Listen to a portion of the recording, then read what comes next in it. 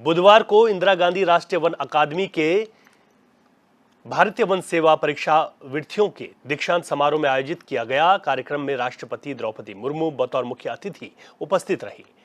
FRI के परिसर में आयोजित समारोह में 2022-24 सत्र के 99 भारतीय वन सेवा परीक्षार्थियों और मित्र देश भूटान के 2 प्रशिक्षु अधिकारी भी पास आउट हुए।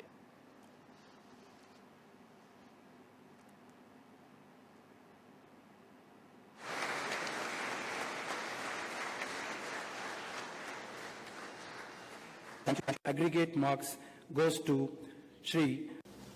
साइंस एंड टेक्नोलॉजी की मदद से हम क्षतिपूर्ति तेज गति से कर सकते हैं। जैसे कोई जंगलों पर मियावाकी मेथड को अपनाया जा रहा है। आर्टिफिशियल इंटेलिजेंस द्वारा संचालित उपकरण अफॉरेस्टेशन के लिए उपयुक्त क्षेत्र और एरिया स्पेसिफिक वृक्ष प्रजातियों की पहचान कर सकते हैं। ऐसे विभिन्न विकल्पों का आकलन करके भारत की भौगोलिक परिस्थितियों के अनुरूप समाधान विकसित करने की आवश्यकता है।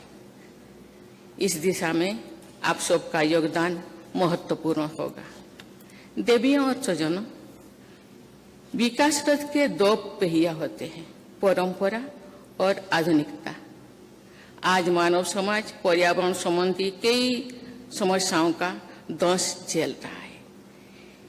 इसके प्रमुख कारण में एक विशेष प्रकार की आधुनिकता, जिसके मूल में है प्रकृति का शोषण।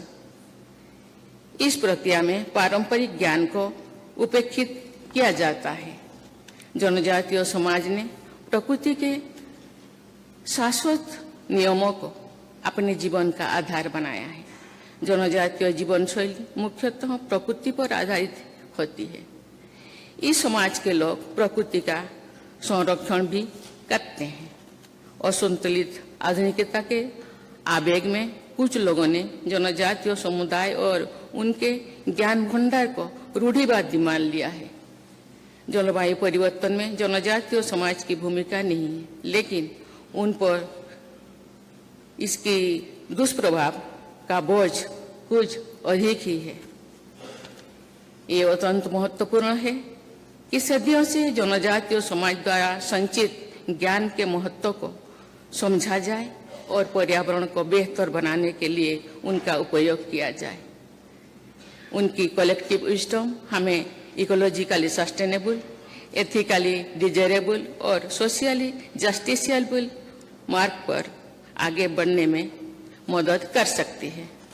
इसलिए अनेक भ्रामक धारणाएं को अनलर्न करके जनजातीय समाज की संतुलित जीवन शैली के आदर्शों में रीलर्न करना होगा।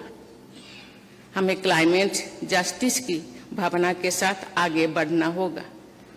इसके साथ साथ ये भी सुनिश्चित करना होगा कि जनजातीय समाज की भी विकास यात्रा में बराबर की भागीदारी हो। प्रिय विद्यार्थियों, अधिकारियों, मैं आप सभी से ये भी अनुरोध करना चाहूंगी कि जब आप अपने कार्य क्षेत्र में जाएं तो वहां के जनजातीय लोगों के बीच समय बिताएं, उनका स्नेह एवं विश्वास अर्जित करें, वहां के समाज की गुड प्रैक्टिसेस को सीखें और उनका प्रचार प्रसार भी करें। आप अपने दायित्व की ऑनरशिप लें और रोल मॉडल बने। उनकी शिक्षा, स्वास्थ्य, स्वच्छता के मानकों में सुधार के लिए कार्य करें। आपका कार्य ऐसा हो जो इस क्षेत्र के बच्चों को फॉरेस्ट सर्विसेज में आगे के लिए प्रेरित करे। देवियों और स्वजनों, 18वीं और 19वीं शताब्दी में औद्योगिक क्रांति की वजह से लकड़ी और अन्य वन उत्पादन की मांग बढ़ी है। बढ़ती मांग के कारण वनों के उपयोग के नए नियम कानून और तरीके अपनाए गए हैं। ऐसे नियम कानूनों को लागू करने के लिए इंडियन फॉरेस्ट सर्विस की पूर्ववर्ती सेवा इंपीरियल फॉरेस्ट सर्विस का गठन किया गया है। उस सेवा के लोगों के मैंडेट जनजातीय समाज तथा वन संपदा की रक्षा करना नहीं था, उनका मैंडेट भारत के फॉरेस्ट रिसोर्सेस का अधिक से अधिक दोहन करके ब्रिटिश राज के उद्देश्यों को बढ़ावा देना था, जंगलों पर साम्राज्यवादी नियंत्रण स्थापित करना था। ये दुखदायी तथ्य है कि वर्ष 1875 से 1925 तक की 50 वर्ष की अवधि में 80,000 से अधिक बाघों, 1.5 लाख से अधिक तेंदुआ और 10 लाख से अधिक भेड़िया का शिकार लोगों को प्रलोभन देकर कराया गया था। मैं जब ऐसे म्यूजियम्स में जाती हूँ, वहाँ पशुओं की खाल या कटे सर को दीवारों पर सजाया गया है, तो मुझे लगता है कि ये एग्जिबिट मानव सभ्यता के